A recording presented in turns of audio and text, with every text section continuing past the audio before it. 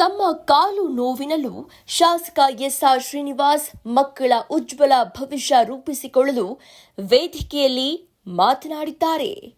ಮಕ್ಕಳಿಗೆ ಉತ್ತಮ ಶಿಕ್ಷಣ ನೀಡಿ ಮಕ್ಕಳಿಗೆ ಶಿಕ್ಷಣ ಇದ್ರೆ ಪ್ರಪಂಚದ ಯಾವುದಾದ್ರೂ ಕೆಲಸ ಮಾಡಿ ಬದುಕಿಕೊಳ್ತಾರೆ ಅಂತ ಶಾಸಕ ಎಸ್ಆರ್ ಶ್ರೀನಿವಾಸ್ ತಿಳಿಸಿದ್ದಾರೆ.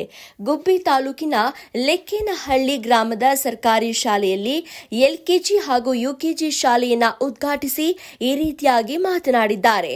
ನಾನು ಮೊದಲು ಸರ್ಕಾರಿ ಶಾಲೆಯಲ್ಲಿ ಎಲ್ಕೆಜಿ ಯುಕೆಜಿ ಶಾಲೆಯನ್ನ ಚಾಲುಕ್ಯ ಆಸ್ಪತ್ರೆ ಸಹಯೋಗದಿಂದ ಸುಗ್ಗನಪಾಳ್ಯದ ಸರ್ಕಾರಿ ಶಾಲೆಯಲ್ಲಿ ಮಾಡಿಸಿದ್ದೆ. ಚಾಲುಕ್ಯ ಆಸ್ಪತ್ರೆಯವರು ಆ ಶಾಲೆಯನ್ನ ದತ್ತು ತೆಗೆದುಕೊಂಡಿದ್ದಾರೆ. ಈಗ ಲಕ್ಕೇನಹಳ್ಳಿ ಗ್ರಾಮದ ಜನರು ಕಷ್ಟಪಟ್ಟು ಈ ಭಾಗದಲ್ಲಿ ಎಲ್ಕೆಜಿ ಯುಕೆಜಿ ಶಾಲೆ ತೆರೆದಿದ್ದು ಖುಷಿ ಕೊಡುವಂತಹ ವಿಚಾರ. ವಿದ್ಯಾಭ್ಯಾಸಕ್ಕೆ ಬುನಾದಿ ಎಲ್ಕೆಜಿ ಯುಕೆಜಿ. ಹೀಗಾಗಿ ಗ್ರಾಮೀಣ ಪ್ರದೇಶದ ಮಕ್ಕಳಿಗೂ ಇಂಗ್ಲಿಷ್ ಭಾಷೆ ವ್ಯಾಸಂಗಕ್ಕೆ ಅವಕಾಶ ಮಾಡಿಕೊಡ್ತಾ ಇರುವುದು ಬಹಳ ಉತ್ತಮ ಕೆಲಸ ಎಂದಿದ್ದಾರೆ. ಇನ್ನು ಸರ್ಕಾರಿ ಶಾಲೆಯ ಶಿಕ್ಷಕರು ಅತ್ಯುತ್ತಮ ಶ್ರೇಣಿಯಲ್ಲಿ ತೇರ್ಗಡೆಗೆ ಉತ್ತಮ ಶಿಕ್ಷಣ ಕೊಡ್ತಿದ್ದಾರೆ ಅಂತಲೂ ಕೂಡ ತಿಳಿಸಿದ್ದಾರೆ. ಇದೇ ಸಂದರ್ಭದಲ್ಲಿ ಗ್ರಾಮ ಪಂಚಾಯಿತಿ ಅಧ್ಯಕ್ಷ ಯೋಗೇಶ್, ಪಿಡಿಒ ಶೇಖರ್, ಬಿದರೆ ಯತೀಶ್, ಶಿವಾಜಿ ರಾವ್ ಮುಂತಾದ ಗ್ರಾಮದ ಮುಖಂಡರು ಉಪಸ್ಥಿತರಿದ್ದರು. ವ್ಯವಸ್ಥೆಯನ್ನು ಸರ್ಕಾರ ಮಾಡಿಕೊಡುತ್ತೆ. ನಮ್ಮ ಜವಾಬ್ದಾರಿ ನಾವು ನೀವು 50-20 ಎಕರೆ ಅಡಿಕೆ ಗಿಡ ಮಾಡಬಾರ್ದು, 5 ಎಕರೆ ಅಡಿಕೆ ಗಿಡ ಮಾಡಬಾರ್ದು, ತೆಂಗಿನ ಗಿಡ ಮಾಡಬಾರ್ದು. ಮಳೆ ಉಯಿಲಿಲ್ಲ 5 ವರ್ಷ ಅಂದ್ರೆ 1 ವರ್ಷ ಮಳೆ ನಿಮ್ಮ ಅಡಿಕೆ ಗಿಡ ಇರಲ್ಲ, ನಿಮ್ ಕೈ ಸೇರಲ್ಲ. ನೀವು ಅದೇ ಮಕ್ಕಳಿಗೆ ಉತ್ತಮವಾಗಿರ್ತಕ್ಕಂಥ ಶಿಕ್ಷಣ ಕೊಡಿ. ಅವು ಉತ್ತಮ ಎಲ್ಲಿ ಬೇಕಾದ್ರೂ ಪ್ರಪಂಚದ ಮೂಲೆ ಎಲ್ಲಿ ಬೇಕಾದ್ರೂ ಬದುಕ್ತಕ್ಕಂಥ ಅವಕಾಶ ಇದೆ. ITBT ಯುಗ ನೋಡು, ತುಮಕೂರಿಂದ ಮಡ್ರಾಸ್ವರೆಗೂ IT ಹಬ್ಬ ಆಗಿದೆ. ಅನೇಕ ಇಂಡಸ್ಟ್ರಿಗಳು ಇವತ್ತು ನಮ್ಮ ದೇಶಕ್ಕೆ ಬರ್ತಾ ಇದೆ. ಮಕ್ಕಳು ಎಲ್ಲೋ ಹೋಗಿ ಅವ್ರ ಜೀವನ ಮಾಡ್ಕೊಳ್ತಾರೆ, ಎಲ್ಲೋ ಅವ್ರ ಜೀವನ ರೂಪಿಸ್ಕೊಳ್ಳಕ್ಕೆ ಅವಕಾಶ ಇದೆ. ಅಂತ ಉತ್ತಮವಾಗಿರ್ತಕ್ಕಂಥ ಅವಕಾಶ ಇವತ್ತಿನ ಮಕ್ಕಳಿಗೆ ಸಿಗ್ತಾ ಇರ್ತಕ್ಕಂಥದ್ದು. ಹಿಂದೆ ಆ ಅವಕಾಶಗಳು ಇರ್ಲಿಲ್ಲ. ಆದ್ರೆ ನಮ್ಮಲ್ಲಿ ನೀವು ಗೊತ್ತಿರ್ಬೋದು, ನೀವು ಇದಕ್ಕೆ ಹೊಂಗೆಕಾಯಿಗೆ ಚಚ್ಕೊಬೇಕಾಗಿತ್ತು. ನಾವು ಓದುವಾಗ ನಾವೆಲ್ಲ ಜಾತ್ರೆ ಹೋಗ್ಬೇಕು, ಇಲ್ಲ ಬೇವಿನಕಾಯಿ ಎಲ್ಲ ಕಲ್ತು ಮಾರ್ಬಿಟ್ಟು ನಾವು ಜಾತ್ರೆ ಮಣ್ಣಮ್ಮನ ಜಾತ್ರೆ ಮಾಡಬೇಕಾಗಿತ್ತು. ಇವತ್ತಿನ ಪರಿಸ್ಥಿತಿ ಆಗಿದೆಯಾ? ಎಲ್ಲರೂ ಕೂಡ ಹಣ ಗಳಿಸ್ತಕ್ಕಂಥ ರೀತಿಯಲ್ಲಿ ತಮ್ಮದೇ ಆಗಿರ್ತಕ್ಕಂಥ ಸಂಪಾದನೆ ಮಾಡಿದವರು. ತಾಯಿ ಗರ್ಭದಲ್ಲೇ ಅವರು ಬುದ್ಧಿವಂತರಾಗಿವರು ಅಂತ ಹೇಳ್ಬಿಟ್ಟು ನಾವಾದ್ರೂ ಕೂಡ ಭಾವಿಸ್ತೀವಿ.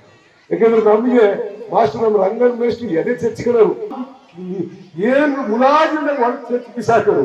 ಈಗ ಏನಾರ ಒಂದು ಬರೀಲಿ ಅಪ್ಪಿತಪ್ಪಿ ಮಾಸ್ಟ್ರು ಯಾವ ದೇಶದಲ್ಲಿ ಇಲ್ಲದ ಮಕ್ಕಳು ನಾವೇ ಬಿಡಿಸಿದೀವಿ ಅಂತ ಹೇಳ್ಬಿಟ್ಟು ಸೀದಾ ಮೇಷ್ಟ್ರ ಒಂದು ಊರೆಲ್ಲ ಸೇರ್ಕೊಂಡು ಹೆಂಗೆಲ್ಲ ಹೊಡೆದು ಅಂತ ಹಿಡ್ಕೊಂಡು ಎಳ್ದಾಡ್ತಾರೆ. ಏನ್ ಮಾಡ್ತಾರೆ ಮೇಷ್ಟ್ರುಗಳು?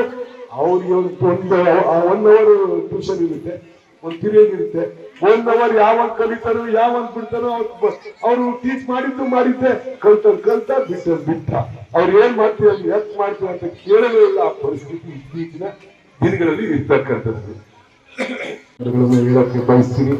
ಯಾಕೆಂದ್ರೆ ಎಲ್ಲ ದಾನಗಳಿಗಿನ್ನ ಮುಖ್ಯವಾಗಿರ್ತಕ್ಕಂಥ ದಾನ ಯಾವ್ದಾದ್ರೂ ಇದೆ ಅಂದ್ರೆ ಅದು ಶಿಕ್ಷಣ ದಾನ. ಅನ್ನದಾನ ಅಂತಾರೆ, ಅದಕ್ಕಿಂತ ಮುಖ್ಯವಾಗಿ ಇವತ್ತು ಪ್ರಸ್ತುತ ನಾವು ಚೇಂಜ್ ಮಾಡ್ಕೊಬೇಕಾಗೈತೆ.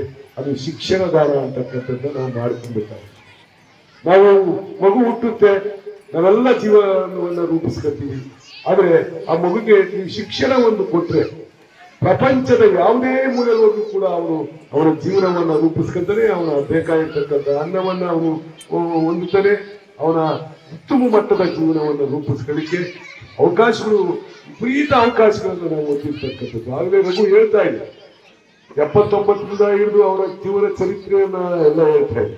79ರಲ್ಲಿ ನಾವೆಲ್ಲ ಪಾಸ್ ಆಗ್ತಿರ್ತಕ್ಕಂಥದ್ದು ಜಸ್ಟ್ ಪಾಸ್.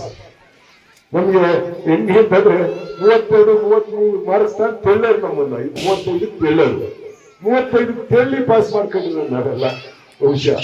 ಆಗ ರಘು ಹೇಳಿದ್ರು ಇವತ್ತು ನನ್ನ ಹತ್ರ ಬರ್ತಾರೆ ರಂಗದಲ್ಲಿ ಕೂಡ ನಿಮ್ಮ ಮಾರ್ಕ್ಸ್ ನಿಮ್ಮ ಮಾನದಂಡ ಆಗಿರ್ತಕ್ಕಂಥದ್ದು. ನೀವು ನಿಮ್ಮ ಬುದ್ಧಿವಂತಿಕೆನೇ ನಿಮಗೆ ಮಾನದಂಡ ಆಗಿರ್ತಕ್ಕಂಥದ್ದು. ನೀವು ಪಡ್ಕೊಂಡಿರ್ತಕ್ಕಂಥ ಮಾರ್ಕ್ಸ್ ನಿಂದ ಮಾತ್ರ ನಿಮ್ಗೆ ನಿಮ್ಮ ಯೋಗ್ಯತೆ ಅರಿತಕ್ಕಂಥದ್ದು. ಯಾರು ಕೂಡ ಇಬ್ರು MLA ಹೊಸನಲ್ಲಿ ಪರಿಚಯ ಹೇಳೋಣ, ಸೋಮಣ್ಣನಲ್ಲಿ ಪರಿಚಯ ಹೇಳೋಣ, ನನ್ನ ಮಗನಿಗೆ ಸೀಟ್ ಕೊಡ್ಸಾರ, ನನ್ನ ಮಗನಿಗೆ ಹಾಸ್ಟೆಲ್ ಸೀಟ್ ಕೊಡ್ಸಾರ ಅಂತ ಅಂದ್ರೂ ನಮ್ಮ ಪುರಾಣ ಯಾರ ಕೈಯಿಂದಲೂ ಕೊಡ್ಸಕ್ಕಾಗಲ್ಲ. ನೀವು ಇವತ್ತು ನೋಡಿ ಹಾಸ್ಟೆಲಲ್ಲೂ ಕೂಡ 95% ಸೀಟ್ ಬರುತ್ತೆ. ಯಾರು SC ST ಮಕ್ಕಳಿಗೆ 95% ಹಾಸ್ಟೆಲ್ಗೆ ಸೀಟ್ ಬರುತ್ತೆ. ಜನರಲ್ಲೂ 98.9